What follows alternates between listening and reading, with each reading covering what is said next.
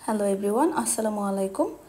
বিকেলে নাস্তার জন্য অথবা অতিথি আপ্যায়নে দারুণ মজার চটজলদি 10 মিনিটে বানানো যায় এমন একটি ডেজার্ট রেসিপি শেয়ার করতে যাচ্ছি। বাজারে এখনও বেশ ভালো পরিমাণে আম পাওয়া যাচ্ছে, তাই আম দিয়ে খুব সহজে একটা ডেজার্ট বানিয়ে নিলাম। আপনাদের সাথে সেই সহজ রেসিপিটি শেয়ার করতে যাচ্ছি। খুবই নরম তুলতুলে, মুখে দিলে একেবারেই মিলিয়ে যাবে আর মন প্রাণ দুটোই ঠান্ডা হয়ে যাবে। আপনারা আমার চ্যানেলে নতুন হয়ে থাকলে প্লিজ চ্যানেলটিতে সাবস্ক্রাইব করে দিয়ে আমার চ্যানেলটির পাশেই থাকবেন, অনুরোধ রইল। মূল রেসিপিতে চলে যাচ্ছি।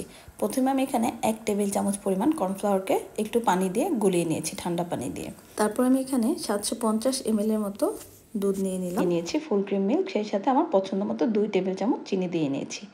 আমার ম্যাঙ্গোটা বেশ মিষ্টি ছিল, তাই আমি 2 টেবিল চামচ চিনি দিয়েছি। আপনাদের আম কতটা মিষ্টি সেটা বুঝে চিনিটা অ্যাড করে নেবেন।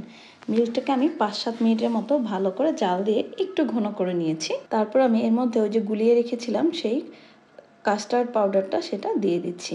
এটাকে দিয়ে অনবরত নাড়তে থাকতে হবে, না হলে কিন্তু দলা পাকিয়ে যাওয়ার সম্ভাবনা থাকবে। কাস্টার্ডটা হইলে আমি চুলাটা বন্ধ করে দিয়ে এটাকে ঠান্ডা করতে দিয়েছি।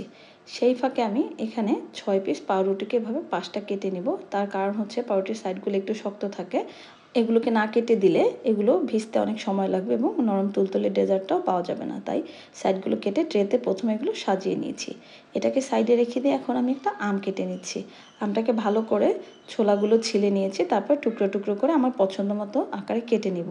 আমি কিছু আম এখান থেকে রাখবো উপরের ডেকোরেশনের জন্য এবং কিছুটা বাকি আমটুকুকে আমি একদম ব্লেন্ড করে নিব। আমের সিজনে বিভিন্ন ধরনের ম্যাঙ্গো ডেজার্ট খেতে আসলেই বেশ ভালো লাগে। এই ডেজার্টটা বানানো অনেক সহজ, বাট খেতে অনেক বেশি মজা। যাই হোক, আমি সবগুলো আম এভাবে টুকরো করে কেটে নিয়েছি। এবার এগুলোকে ব্লেন্ডারে দিয়ে আমি ভালো করে একদম মিহি পেস্ট করে ব্লেন্ড করে নিব। আমগুলোকে ব্লেন্ড করা হয়ে গেলে আমি আবারও পাউরুটিতে ফিরে আসছি। আমি প্রথমে একটা লেয়ার পাউরুটি উপর থেকে তুলে নিচ্ছি। তারপর আমি সেই যে কাস্টার্ড বানিয়ে রেখেছিলাম তার সাথে ঠান্ডা আর একটু মিল্ক অ্যাড করে আমি প্রথমে ভিতরের লেয়ারটা ভালো করে ভিজিয়ে নিলাম। এতে করে আপনার ডেজার্টটা বানানোর পরে উপর নিচে সব জায়গায় একই রকম নরম তুলতুলে হবে। এবার আমি সেই বানিয়ে রাখা ম্যাঙ্গো পিউরিটা পাউরুটির উপর দিয়ে ভালো করে বিছিয়ে নিলাম। সম্পূর্ণ পুরোপুরি ঢেকে একটা ভালো লেয়ার দিয়ে নেব, যেন কোথাও একটু ফাঁকা না থাকে। আপনারা চাইলে ভিতরের পার্টেও একটা লেয়ার ম্যাঙ্গো দিয়ে নিতে পারেন, ম্যাঙ্গো পিউরি, তাতে করে টেস্টটা আরও বেশি ভালো আসবে। আমি শুধু উপরের লেয়ারটাই দিয়েছি। সেই ম্যাঙ্গো লেয়ারের উপরে এখন আমি বানিয়ে রাখা কাস্টার্ডটা দিয়ে দিচ্ছি। এটাও একদম ভালো করে দিয়ে চারপাশ সুন্দর করে কভার করে দেব। সাইড থেকেও একটু গড়িয়ে গড়িয়ে দেবো, যেন পাশেও ভালো মতো এটা ঢুকে যায়। তারপরে আমার পছন্দ মতো ডেকোরেশন করে নিচ্ছি। প্রথমে আমি কিছু আলমন্ড কুচি দিয়ে নিলাম।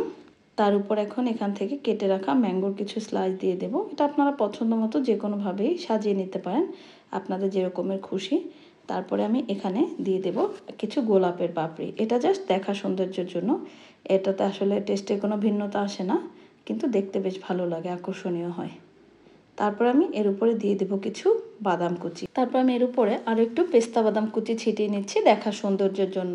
যে জিনিস দেখতে ভালো লাগে সেটা তো খেতেও নিশ্চয়ই ভালো হয়। কাস্টার্ডের এই মিশ্রণটি আপনারা যদি আগে বানিয়ে ফ্রিজে রাখেন, আপনারা মেহমান বসিয়ে রেখেও এই ডেজার্টটা ঝটপট তৈরি করে দিতে পারবেন। খুব সহজে 10 মিনিটে হয়ে যায়, তবে ফ্রিজে একটু রেখে দিলে আধা ঘন্টার মতো টেস্টটা অনেক গুণে বেড়ে যায়।